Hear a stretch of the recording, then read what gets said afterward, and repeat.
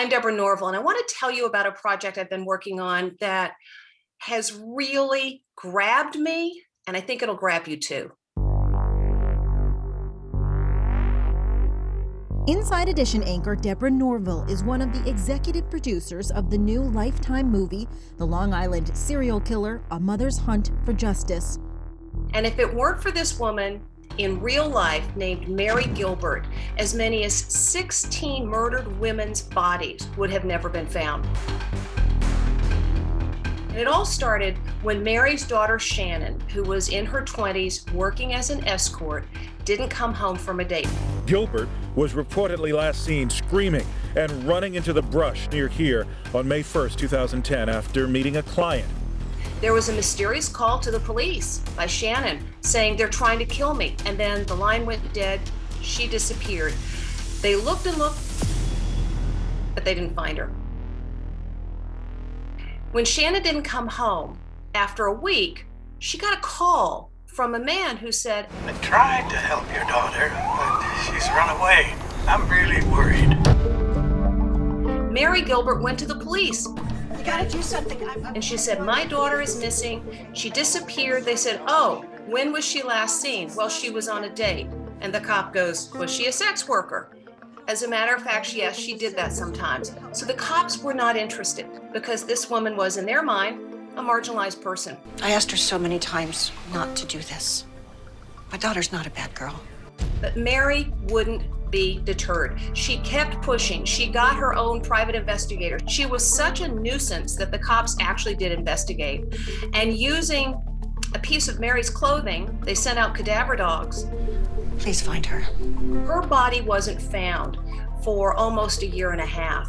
But in the course of looking for her, they found other slain women's bodies, some of which had been dismembered.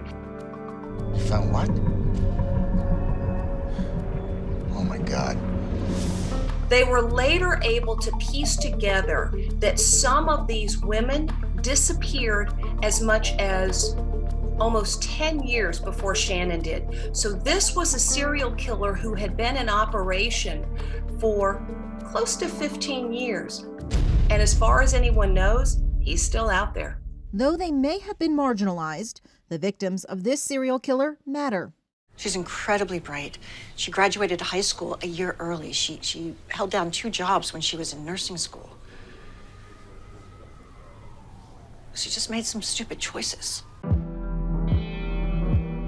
They were people, they were sisters, they were mothers, they were daughters, and they didn't deserve to die as they did, and no one should be able to get away with murders. So this is a story that really grabbed me for all of those reasons.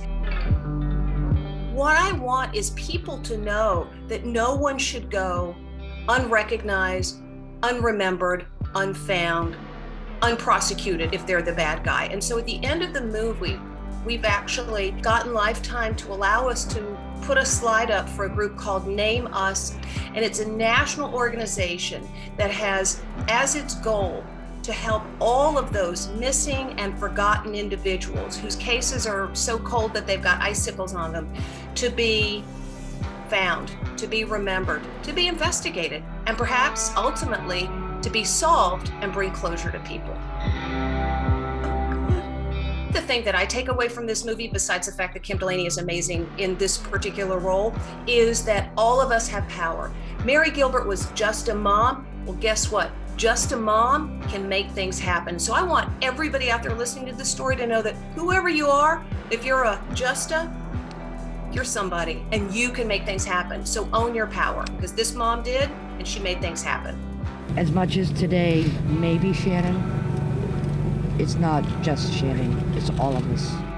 The Long Island Serial Killer: A Mother's Hunt for Justice premieres on Saturday, February 20th. This is Inside Edition Digital.